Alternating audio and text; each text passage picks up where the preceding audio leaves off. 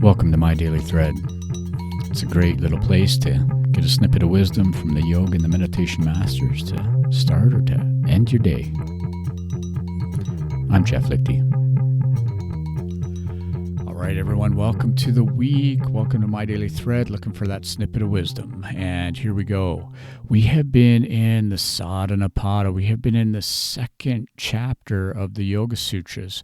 But I want to do a little review here. I know, Dr. Paul, you're not a fan of my reviews, but here it is nonetheless. Remember, this whole thing called yoga is based on the second verse description or definition that Patanjali brings us. Yogaś, citta-vṛtti-nirodhaḥ.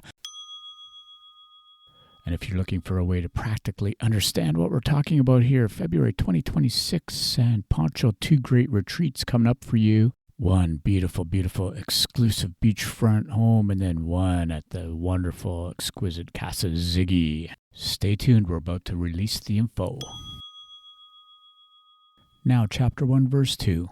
Yoga is the channelizing or the stoppage of all the citta-vṛttis, all of the mind stuff, all of the chirping. And that includes all of our cultural conditioning, all of our familial conditioning, all of the things that are standing in the way of us really seeing clearly. This is citta-vṛtti. The vṛttis are the whirlpools, the mind stuff, the tornadoes, the traps. We get stuck in the whirlwinds, the stories, that cyclical pattern.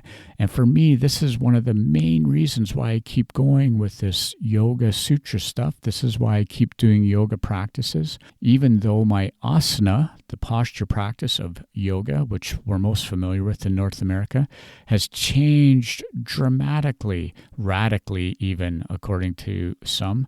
And that is less important now than it's ever been, because if we were to take another definition from the Bhagavad Gītā, samutvam yoguchyate, yoga is keeping the mind steady. This is what Patanjali is talking about. This is what Krishna gave us in the Bhagavad Gītā. And this really is the deepest part of getting still to allow the true arising of discriminative wisdom. We've gone through the Yoga Sutras. We've gotten to this stage where we started to understand that abhyasa and vairagyam, it's practice and non-attachment that really helps us. Also, Kriya Yoga, tapas, svadhyaya, ishvara pranidhana. Tapas, this idea that we take on sturdy disciplines in our life, not torturous disciplines that break us, but sturdy disciplines. Svadhyaya, that we continue a consistent life of self-study where we're trying to be aware of how I am being in the world. Where does my selfishness kick in? Where do my fears kick in?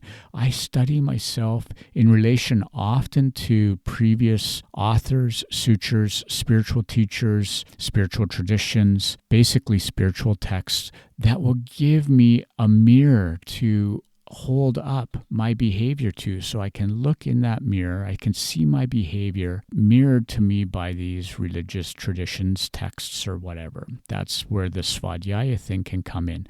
And then finally, ishvara pranidhana, this idea in Kriya Yoga of Patanjali that says there is a surrender to something greater than ourselves. There is a surrender. And I love the Byron Katie definition of God, which is reality, the reality as it is. There's nothing more omnipresent, omnipotent, omni, all the omnis from my religious upbringing that is more important than this idea that reality is everything. We are in reality. There is no fighting it. The more I fight my reality, the more I run into trouble. So we come back to this idea that we need to practice, we need to be non-attached, we need to cultivate sturdy disciplines. We need to self-study, and then we need to surrender to reality as a means to really take on these practices of yoga and cultivate the beautiful thing called discriminative wisdom, which will carry us towards true freedom. Now, freedom isn't in the future. Freedom is the current moment of clarity, that ability to see. It's like Viktor Frankl taught us in his book, The Last of Human Freedoms, to choose our attitude in any given situation, to choose our own way. That is the last of our human freedom. That is our choice to keep moving forward with clarity. Okay, friends, looking forward to this week with you. Om. Peace out.